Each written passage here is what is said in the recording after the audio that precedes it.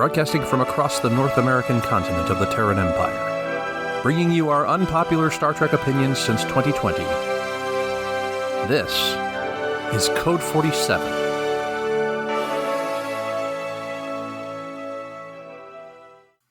Returning again to your earlobes, this is the Code 47 podcast on the Secret Friends Unite podcasting network.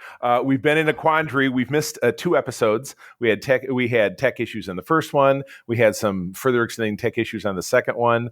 And Rich and I are returning to host with you with no further tech issues to be found, certainly. So anyway, Rich, how the heck are you today? I'm doing great. There's soaking up this COVID quarantine. My goodness, yeah. So, real briefly, Rich, what's your COVID story? My wife was tested positive for COVID Monday of last week, and her symptoms started on Friday the week before. So when she tested positive, the doctors told her 10 days. I tested negative that same day that she tested positive. And then we've been basically quarantining for the last, week or so.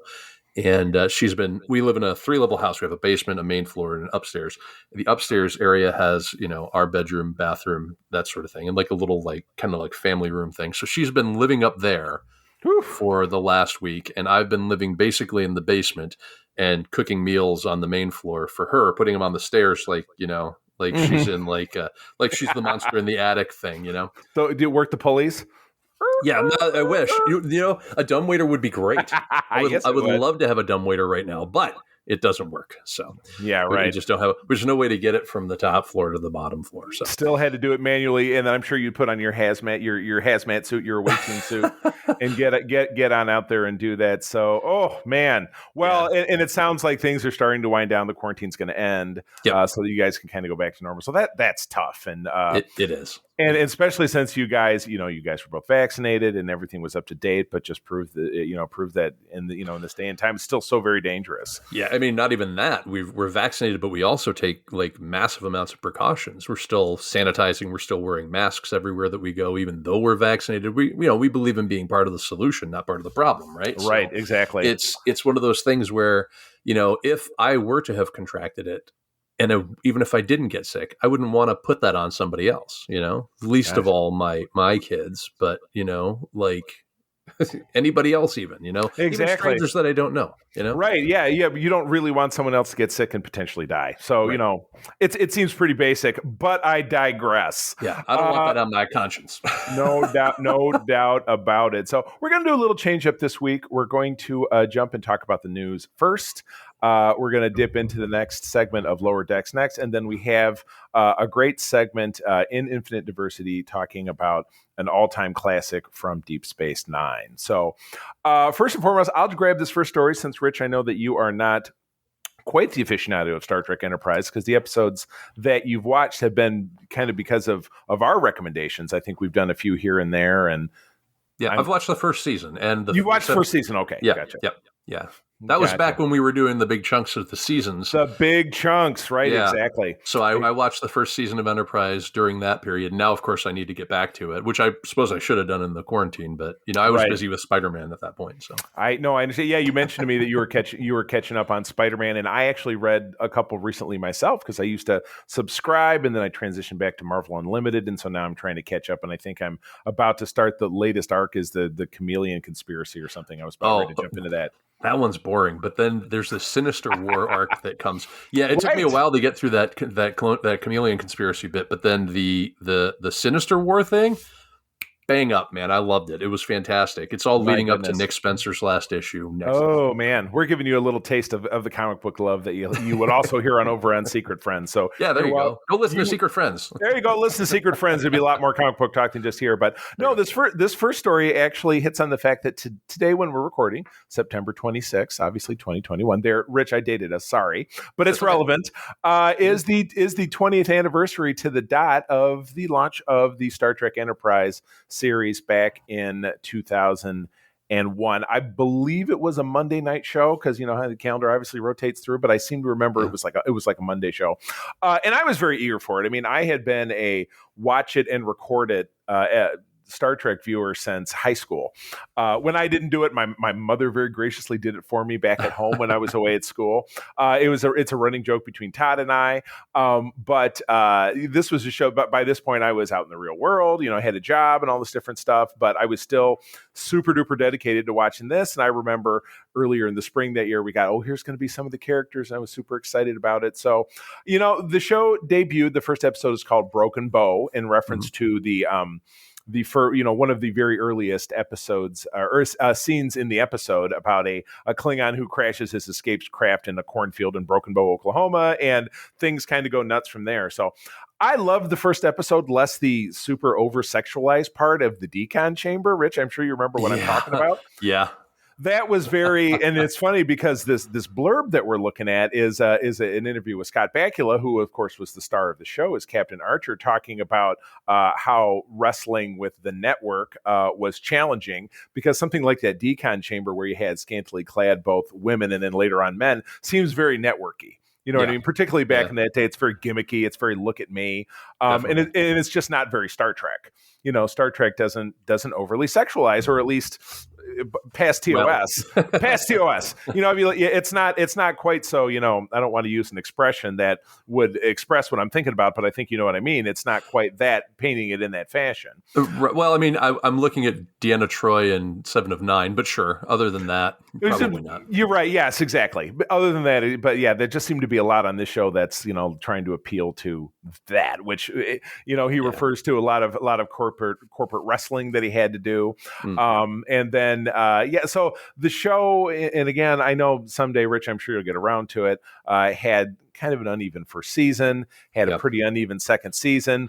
And then, you know, 9/11 hit at you know, just prior to the beginning of the first season. And what this article goes on to talk about, this interview with Scott Bakula, is how that shaped and colored things that followed within the series. And again, season 1 and season 2, there are a lot of your just run of the mill, like it's lather, rinse, and repeat kind of Star Trek stories. But when they get to the end of season 2, they bring in a very on the nose 9/11 comparison with an alien race known as the Xindi that sends a probe to Earth. It fires a laser beam into the planet's surface, cuts this big swath of destruction, and many, many million people die. And then the Enterprise has to go on this hunting mission to find them. And the hunting mission takes all of season 3. And I found season 3 to be great. I liked it. They even snuck in a couple of cool little stories here and there. There was, you know, they visited kind of a cowboy planet at one point, and there was like a reason. No, there was a reasonable explanation for what that meant. Okay. And it had kind of a super cool conclusion that was, I think, the last 2 episodes of season 3 and the first 2 episodes of season 4 kind of all married together and into kind of a super movie, which I dug. And then season 4 itself, which they took on a new showrunner and they took on some new writers that really paid a little bit more homage to TOS and some other things related to Star Trek. Season 4 really started to cook, but it was kind of like too little too late. Because you'd had, you know, this dynasty of Star Trek that had been going on for almost 15 years, and people were just kind of sick of it. Overall, particularly because it was on a network, you didn't really have the benefit of the syndication where things can run in different time spots. And this was even back in a time when time spots mattered, because to the way that April and I watch TV, it doesn't matter at all. It's just, you know, it's just, you watch stuff when you want to watch stuff. So I enjoyed the show, but yeah, definitely what this article is talking about is that 9/11 obviously really painted the craft of what they did in season 3, and I find it to be very watchable. Again, I watched it from the jump. I also have kind of these Star Trek covered glasses that I see things generally in a pretty favorable light, but I can definitely tell you that I understand why the show got canceled, and the first 2 seasons were very much lather, rinse, and repeat. You don't have a story that you say to me, "Hey, Charlie, what's your favorite story in the first half of season 2?" And I can't. I might be able to answer that. Like, I might try, but as far as kind of regular run of it's a show that a lot of Star Trek fans that I bump into, just, you know, online, or certainly when we do Comic-Cons and conventions for the fan club, that we just don't bump into. So where do you sit with any of that? You've seen the first season. I've seen the first season. I think the main reason why I didn't watch Enterprise when it first aired is because of 9/11.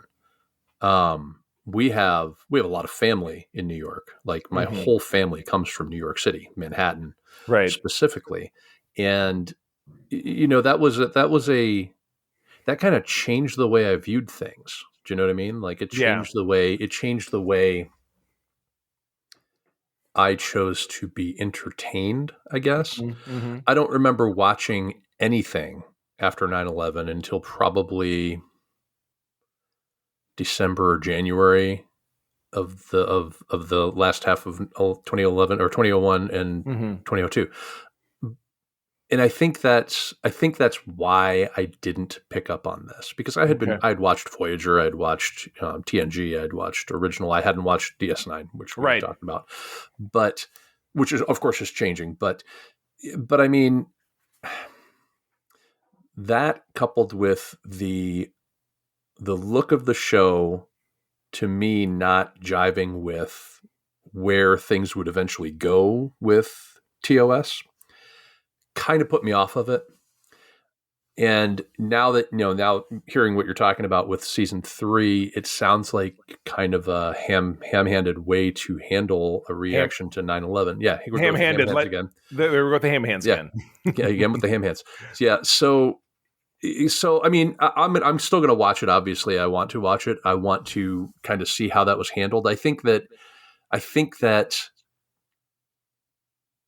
as a nation, the United States spent a lot of time mourning what happened and reacting to it with our art, right? Mm-hmm. So this is, I mean, obviously no exception. But I think there comes a point where if you're doing a 9/11 allegory for an entire 26 episode season, I think people are going to get tired of it. I think it's going to be more of a, you want to have like a movie about it. You want to have like, that Adam Sandler Reign Over Me movie, right? Sure. Okay. It's 2 hours. We can spend 2 hours talking about it, but then you need there to be some escapism as well. And you need to take on other things. It's just that was the biggest thing at the time, Right. Very So, true. Very true. It's still, I mean, it still is very large in our national psyche. So right, and understandably, probably always will be. So I completely get it. So yeah, and I enjoyed the show, but again, it had its time. It was a product of its time, and then Star Trek took a long hibernation on the television screen, and then we circled back to what we've had since 2017, which is kind of a birth of Star Trek shows that kind of embrace a new format and are kind of going in different directions, including what we have for our next story, which we're just a few weeks away from seeing, just under a month away, the October 28th debut. So that is a month and 2 days. Since I already mentioned when we're recording, but of the of Star Trek Prodigy, which is going to be available on the Nickelodeon brand over on Paramount Plus, and we did get some kind of fun character posters. So we're seeing the character of Dal. This is the USS Protostar crew, and again, I don't know if this got lost in between that we talked about. There's been a trailer out there now. We've got a better look at the ship. But yeah, we've got character posters now of Dal, who's Brett Gray, Gwyn, who is Ella Purcell, Zero is Agnes Imrie, Jackum Pog is Jason Mantzoukas, one of my favorites. So I'm kind of you've got Murph and D. Bradley Baker, who kind of stole the show in a lot of ways off that panel, just doing his voice work. My God, over on Star Trek Day, it was crazy. Yeah, it was crazy stuff. So. Rocktack is Riley Alec, who's oh my God, I can't say this name. She's the daughter of the guy who is a Taco Bell dog. Alec, help me out here, buddy. Let me see if I can find the name in the thing here. In the first period, Ella Quasari. Oh my gosh, I'm embarrassed. I feel like it's on the tip of my tongue. Alice Rocky. Alice Rocky, thank you. Oh my gosh. And then naturally the holographic version of our own Catherine Janeway, Kate Mulgrew. So my space baby mama. You're so she's that as to the as to what Aaron always had to say about Anson Mount. Yeah, like The Space Catherine Baby Daddy Janeway. Yeah, Catherine Janeway, circa Voyager. Man, I loved her. There was would something about would a would woman in command, man. would have made your sci-fi hall pass list if there was such a thing. I would have So made her coffee every day. no, Rich, I didn't know. That is some fascinating character insight into Rich Davenport. I appreciate you sharing. So, Sure. Rich, is this show something you're excited with to expose to your son?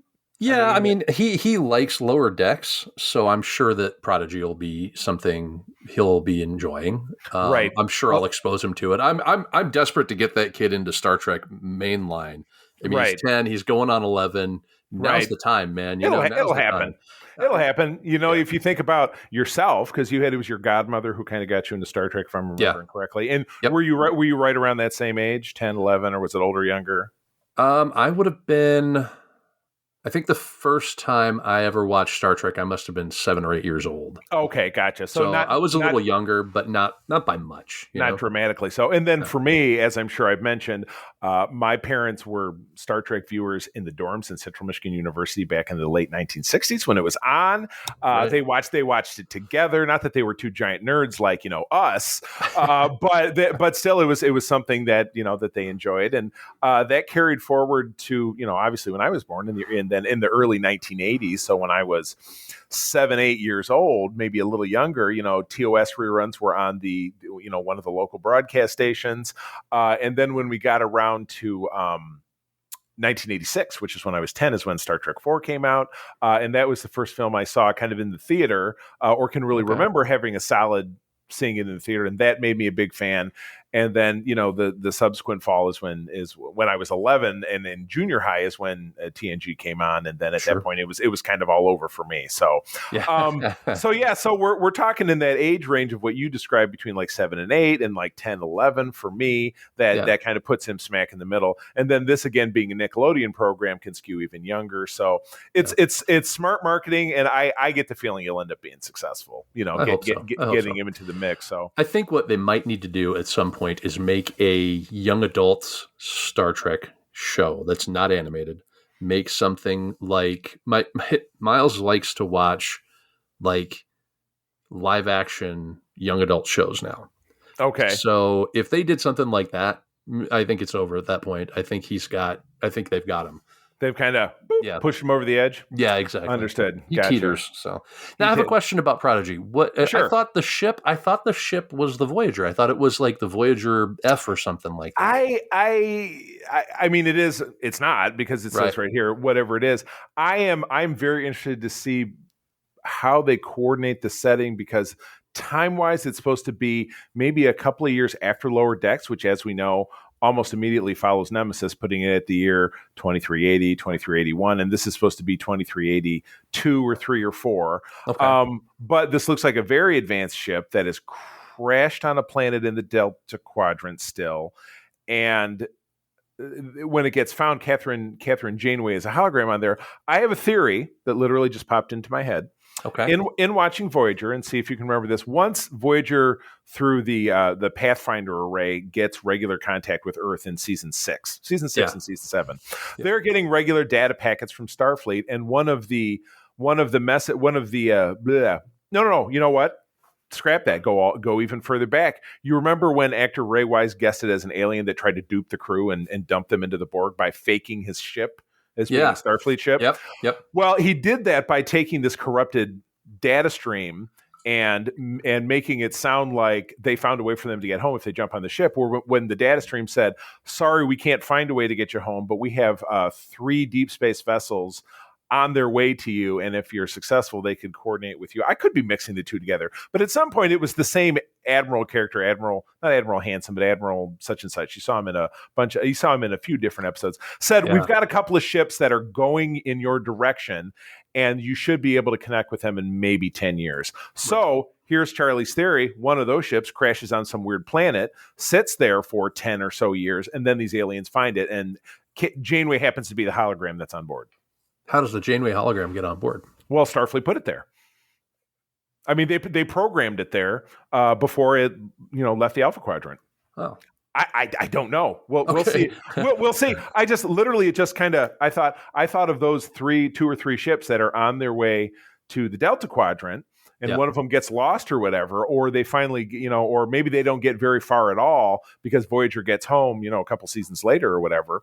Right. But one of them got lost and crashed on this planet, and then gets found. So I just there could be a million different explanations. Yeah. That would be, I would say, the thing I'm the most curious about. Yeah, definitely. I want to know. It's not the same class as Voyager either, is it? No, it's a different. It's obviously Yeah. a Starfleet looking ship because it's got it's got the saucer section, it's got the two engine nacelles, and it's got the Yeah. engineering hull that just very much looks like the vast majority of Starfleet ships. So Right. yeah, it's totally Starfleet, but yeah, it's not Voyager. It could be. That would make a heck of a lot more sense, but Right. kind of I here mean, we are. it does have that Voyager Arrowhead saucer, right? Right. That's Enterprise The D kind or of the Enterprise E one, right? Yeah, yes, I think so. I would have to go back and study it, but Yeah. I'm excited about this concept. I really do want to know how it got there. It does have an NX designation too. Oh, which would make it an experimental vessel like the Excelsior was in Star Trek Right. 3, or like the Defiant was the whole time that it was around. So Yeah. totally. Huh. Okay. All right. Well, things to be solved in 32 days. But in the time in between, final story is we have some images. And this is just a little snippet. We have some new images that showed up on Twitter within the last week or so that are some different video and different stuff from Star Trek Picard, and it's looking like. You remember what we saw from the trailer that Q shows up and he says, "You know what? I want to give you something fun to do, so I'm going to go up and screw up history." Back in the year, I read this. They set the current day segment of it in 2019 as opposed to 2021, so that COVID is not a part of it. Nice. No, I'm serious. Isn't that? I mean, that's smart, right? I mean, That is smart. Yeah. that actually, does make sense. But kind of scrolling through some of these images, it looks like they're going to be giving us back, some very traditional 24th century kind of style, the old the LCRS or the LCARS colors that you would see on all the panels. They even look brighter and a little bit more vibrant. But as you scroll through this, you're getting a lot of clicks and homages, like they're in a bar and there's a sign that says Arcanus Lager, which is a Klingon planet that they fought about in DS9. The old boatswain's whistle, which I think is pretty cool. And just a lot of stuff that is very TNG-ish. And then you have a weird alien trying to eat his bagged lunch at the bottom of this last one. So good old craft services. That thing here, that neon sign, they're saying that's from the bar in Star Trek 3 where McCoy approaches that one backwards talking alien. Right, exactly. Well, which would make sense because I think while the planet got a mention in DS9, I believe it got a mention obviously back in TOS, because otherwise how would it have shown up? Or maybe it's just this much of an Easter egg that this was the first and only appearance of it before DS9 was this weird sign in Star Trek 3. So that's a question for Memory Alpha, because now I'm curious. now I do want to know. So and we are seeing Star Trek Picard in February, I believe was the too date long. they gave. Too long. We're seeing it in a period of too long. Yeah. But the thing is, the time will absolutely fly by. I promise you that much. That's true. We do have like the holidays and I know. And then it'll be, of course, Picard will keep us nice and warm during the Great Grape East February. So no, I was born in February. That's my birth month, and people always crap on it. But you know what? I don't really blame them. It's okay. My son was born on February 14th. So my son, my late son, that was also his birthday. And Miranda's little boy also has that birthday, so that is cool. That's a killer birthday day. So I will always honor Valentine's Day as a birthday. I think that's awesome. Nice. Yeah, I love it. So cool. Well, let's segue into talking about Star Trek Lower Decks, and I will admit we have not had a lot of great things to say about this show in its sophomore season. And we've been in agreement that it's become pretty, I hate to use the expression because it's too corny. It's become kind of sophomoric and immature in its season 2. But let's jump into this season. I've been doing way too much talking. So Rich, do you want to drive the boat for a little while and talk about this episode? Sure. Yeah. So this episode has Boimler and Mariner. They are stuck on a planet with a megalomaniacal robot or a computer. Mm-hmm. Agamus, is it? Yes. Yeah. I believe so. Yeah. Played by Jeffrey Combs. Oh, if I can interject, I Yeah. am, and I don't know if I was talking to you about this or I was talking to somebody else, but I said, I am so embarrassed that watching this at like 5:20 in the morning, because April night, we get up early because the cats get us up, the dog has to go out, and we're like, we're Sure. up, we're going to watch our morning show.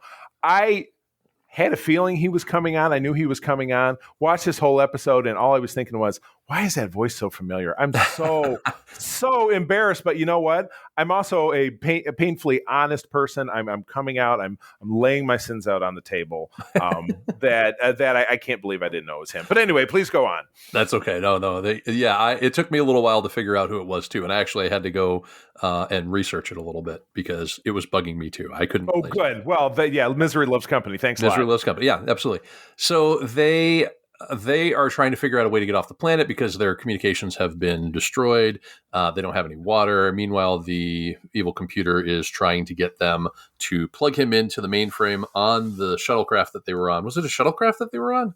They were on a regular shuttlecraft. I mean, it looked marginally different, but yeah, right. It looked like TNG-ish, so it kind of fit the bill. Yeah. Okay. So he's trying to get them to plug him into that, and eventually Boimler has to trick Mariner into letting him plug the evil computer into only the homing beacon, only the communications.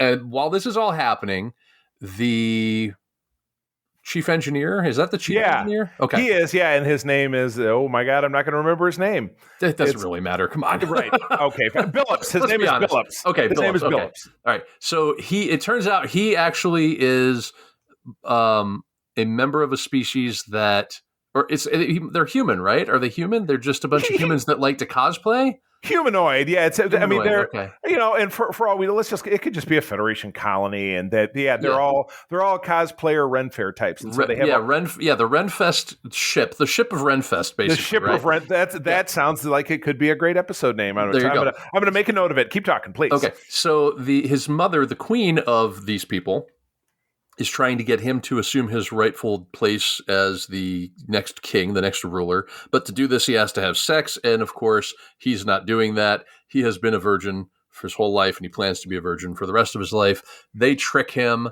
He almost does the deed, but the ensign with the bionic eye that I can never remember the name of. Rutherford. That's it. It's so bad. We should be doing better, Rich. My God. I know. Boom. I know. It's terrible. Wow. It's okay. We suck. So we do suck. So Rutherford stops him pre-coitus, and then everything goes back to normal. I guess that's basically it. And it's of course filled with jokes and which to me they just don't land, but maybe for some people it'll work. It's just not working for me, man. It's just not working. I mean, it's entirely possible it does land for some. This was an improvement for me, because there have been some bad, just abominations of episodes in this season that I'll never get past the Mugado thing. I'm sorry, that's a stain that can't really be erased in a way. The Mugado, and what you've done to Roddenberry. Exactly. Show me where Lower Decks hurt you. And for the fact that both you and Aaron were trying to watch with your kids, and it's just. And again, I'm not coming from that perspective, but right. For you guys, I feel what you're feeling, and it's tainted it for me too. And the bleeped out language, it just seems very inappropriate because Starfleet people just don't. Starfleet people just, especially of this era, So let's say that the occasional F-bomb gets dropped on Discovery because maybe people were a little more vulgar back then. I don't know. And then somewhere between Discovery and TOS, people decided to clean up their language. Who knows? And then they decided to regress for Picard because there's a lot of F-bombs in Picard as well. Well, but I was going to say the F-bombs that I heard in Picard came from older people. So maybe old people at some point just stopped caring about decorum, and I don't know. Or it's just really that one admiral. I don't know if anybody else was dropping F-bombs besides that one admiral in Picard. I don't know. Oh, no. What's her name? his first officer, Oh, former first Raffi. officer, Raffi. Yeah, she drops an F-bomb at one point. So. Oh, okay. All right. I believe you. If I'm forgetting, I'm forgetting. But Yeah. regardless, yeah, Anyway. I don't know why that bothers me so much because it just seems unnecessary. And then, I've got you in my head saying, it's Star Trek Family Guy, and you're not wrong. Yeah. But at least it was a tilt in the right direction. But yeah, I mean, when I share, because I always share from Trek Movie, which is kind of my preferred news source for Star Trek stuff. When I share their review, as you scroll all the way down to the bottom, their last section is laugh lines, like saying things that were supposed to make you laugh. Yeah. And I'm with you. I've been, Boimler says you've been boimed. Why am I laughing? Blamed. What you see, you chuckled at that, but you did it quasi ironically, and I respect that because it's just not really.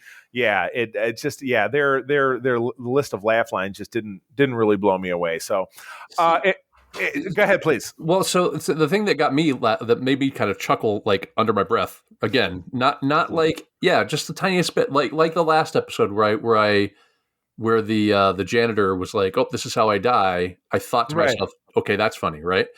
This episode, when they put away the evil computer, he's in a wall of evil megalomaniacal computers, and it's labeled as such. And then they're all talking about how they're the evilest and how they're going to win. And I was like, okay, that's kind of amusing. Oh, right? They did it. They found something. I'm glad. So 2 episodes in a row now, something that's kind of amusing hit with me.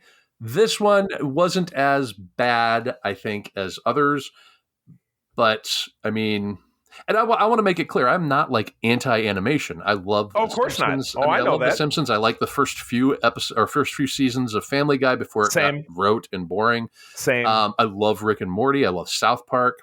I think the problem is where Family Guy and Star Trek cross for me I don't think that peanut butter needs to be in my chocolate. You know what I mean?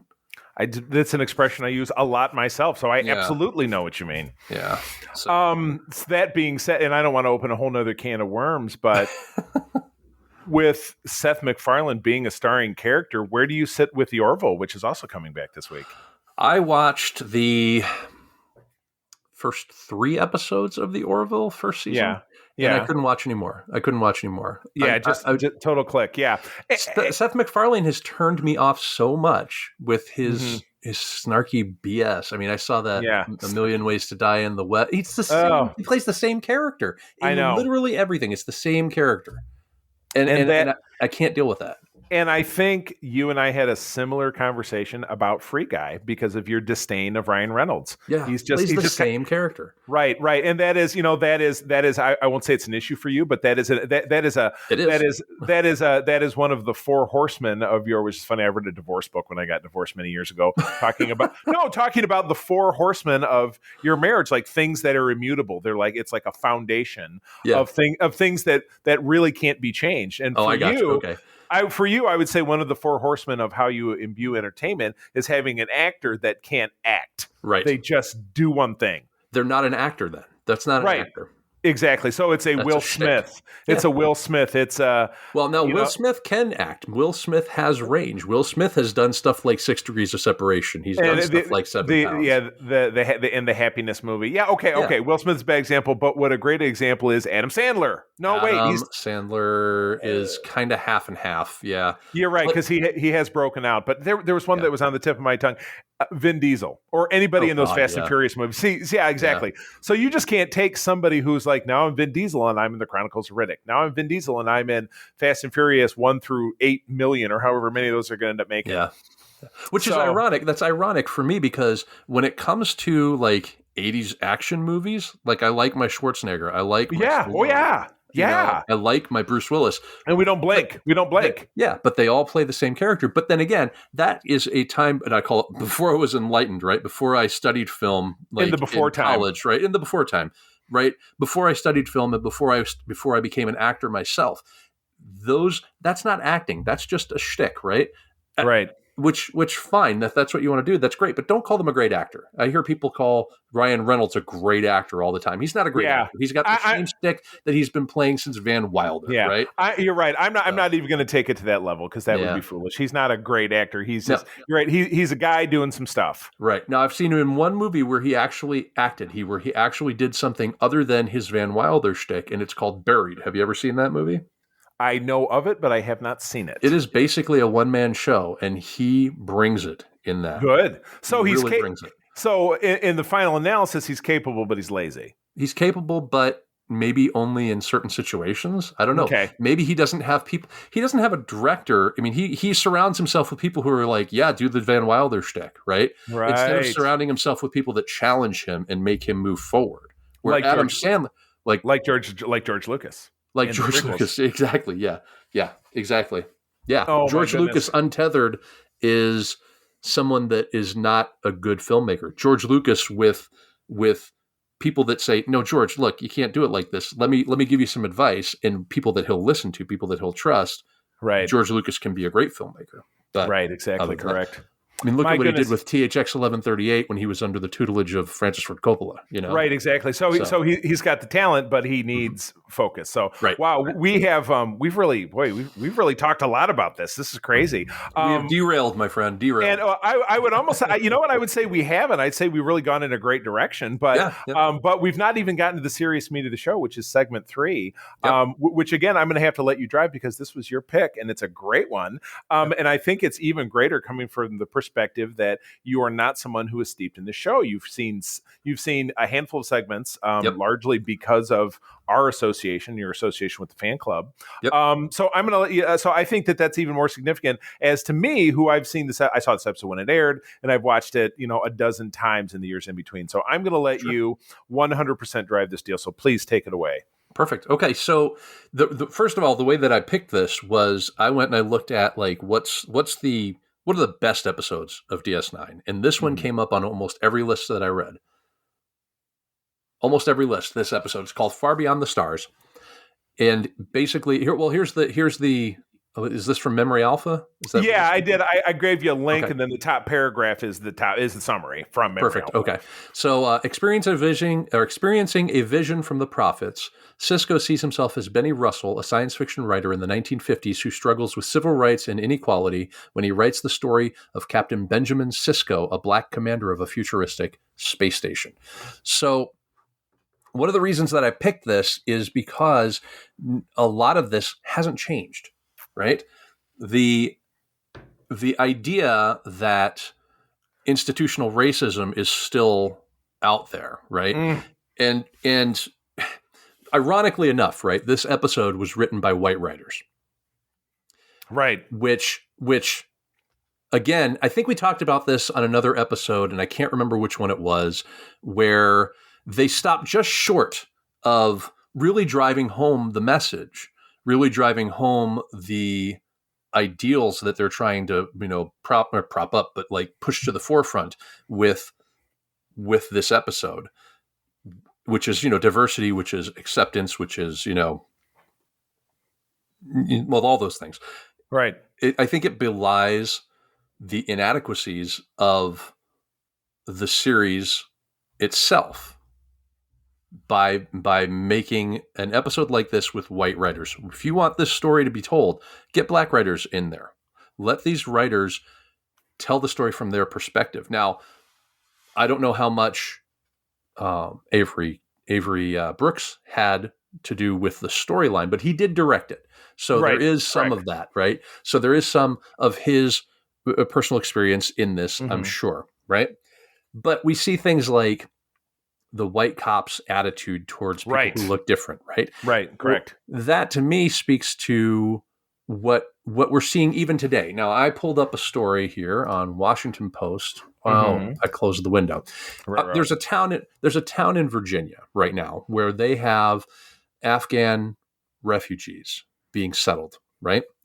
And you have a group of people in this town who are already spreading rumors, spreading lies about these refugees, and making them to be the bad guy right off the bat, just straight away. They don't even know these people, right? This is kind of what's happening with these white officers. They assume that because Benny is a black man, that he is up to no good. Mm-hmm. They don't believe that he could be writing for whatever, right? Right, exactly. Writing for that magazine. You see that too in like, there's this marginal acceptance, this barely surface acceptance of black people in the 1950s and even today, right? Right. Because now we've got, you look at the baseball player, I can't remember his name, Michael Dorn's character. Oh, yeah. That was going to be my first example too, and I was struggling with that. Go ahead. What do you got? No, I mean, he said, I even just trying to remember the name of the character, but it was the same thing. Local celebrity in Harlem, and he says, "Oh, you got enough money? Why don't you move down there?" He says, He says, shoot or shit. I think he wanted to say shit. He says they can barely stand sitting on the bench next to me, much less me living with them. Up here, I'm a superstar. Down there, I'm just a colored boy playing softball or playing baseball or whatever it is that he says. Right.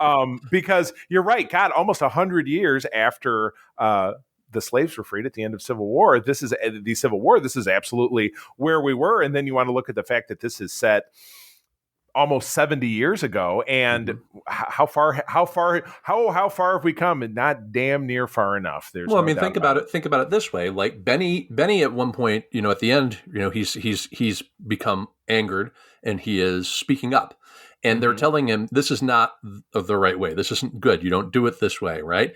This is the same thing that white people were telling black people about kneeling during the national anthem. You can protest, but don't protest this way. You can protest, but don't go out in the streets. You can protest, but don't surround the courthouse. Look, you've been telling people what to do for so long. Eventually, this is going to boil over, right? Right. And Benny says it best. He says something that, like, he says that he's been quiet for so long and it's never done a damn thing for him. Right. And he's right. He's right. So, I mean, between that and Michael Dorn's baseball player character, I wish I could remember his name. I can't remember his name. It's going to take a while. No, you talk and I'll look it up just so we're both satisfied. How does that sound? Yeah, sure. That works. He represents black athletes today, even. Because if you look at it, like LeBron James, right? He is a polarizing figure, right? Either you love him or you hate him. Either you think he's the greatest or you think that he's second fiddle to Michael Jordan, right? But he's accepted as a basketball player. But when it comes to anything else, people scorn him. His political beliefs, people scorn him. When he speaks up for something, people scorn him. White people, I might add, not a lot of people that aren't white that are doing that. I think what's happening here is I think white people are starting to feel,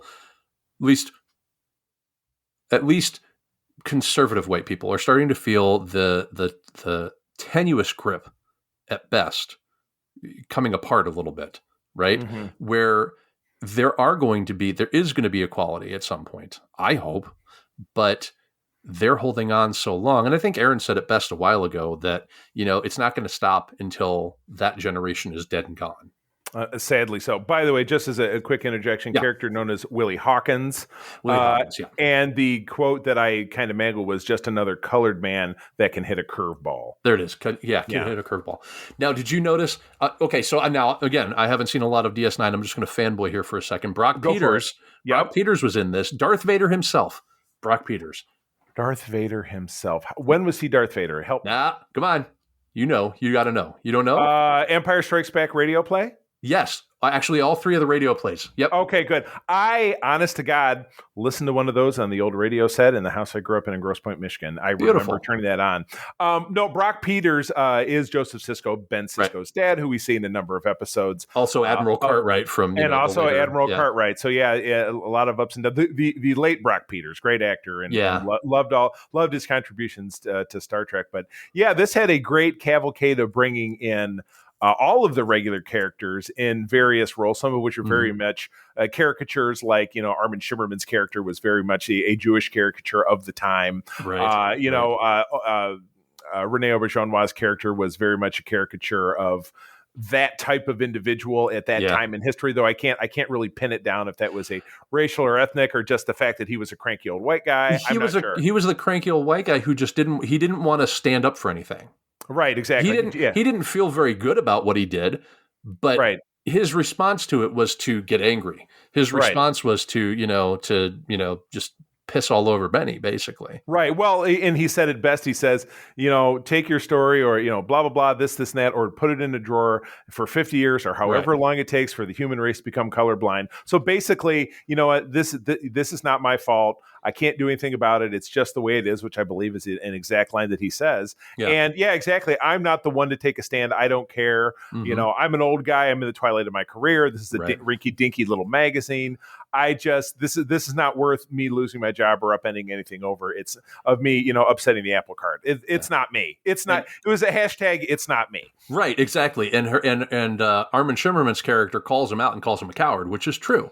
Absolutely. If you don't pick a side, you're siding with the oppressors, guys. I hate to break it to you. If you don't pick a side, you are siding with the oppressors. Right. Exactly. That's just the truth. Well, and you said it early on in our episode when you were just talking about you and Jen and COVID. You guys do everything you can to be part of the solution, not the problem. Yep. And it's the exact same thing. Yeah. The one other thing that really hit me hard in this was Jimmy's death and the resulting beating of Benny. Right. Well, Benny did nothing, but yeah, he popped his cap, and then the cops were like, well, let's just beat the crap out of him because now we have an excuse because it's what we've always wanted to do since we bumped into this guy the other day. Well, they murdered two black men for no reason. Right. And they'll walk, of course, within the confines of their characters, their universe, universe or whatever. They'll walk because number one, it's 1950s. Although it wouldn't matter if it was 1950s or 2018, right? They'd still walk. They murdered two black guys for nothing.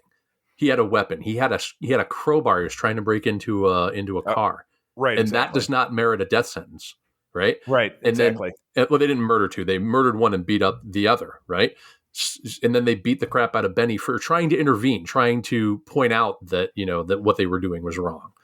This is the way with any kind of fascist state or marginally fascist state, if you want to make the argument. They will beat down whoever they need to beat down to maintain control. Look at the protesters that were in DC when Trump wanted to take his photo op, right? With his Bible, right? Right. They tear gassed all those people. Just to get him out of the way so he can hold an upside down Bible front of a church. Yep. That's right. I mean, so it's still going on. It's still happening. Oh, yeah. All of this talk, hundreds of years of oppression, 100 some on years of quote unquote freedom, because there's not freedom, right? Right. Freedom isn't freedom if it's not free. Yeah, basically, yeah. So yeah, I mean, this was an episode that angered me, that challenged me. It's an episode that made me hopeful in a little way, because at one point Benny says, "You can't destroy an idea. You can kill me, but you can't kill the movement," basically is what he's saying. You can silence me, but you cannot silence Benjamin Sisko. That's right. Yep. Right. Yeah. Exactly. So I think the only drawback is to have this written by white people. You needed to have. And when was this released? What was this? 1997. Oh my God! I usually know these by rote. Aired week of February 1998. That was 98. Okay. That was the month I turned 22. Oh, so I was in that's college. Black History Month too. That's Black History Month. Wow. I wonder if they planned that. Which again, back in the 90s, you certainly didn't hear much about that the way that you do today. No. In this day and age, February is rightfully celebrated heartily for that exact same thing. But back in the 90s, that's not something I remember.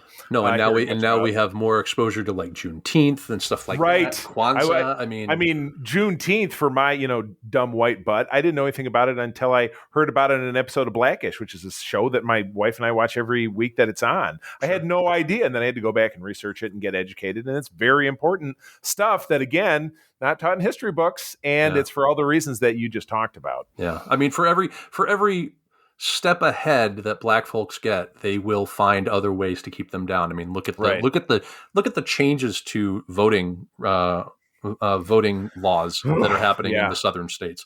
Right. It's going to keep happening until we, as a people, as a human race, do something about it.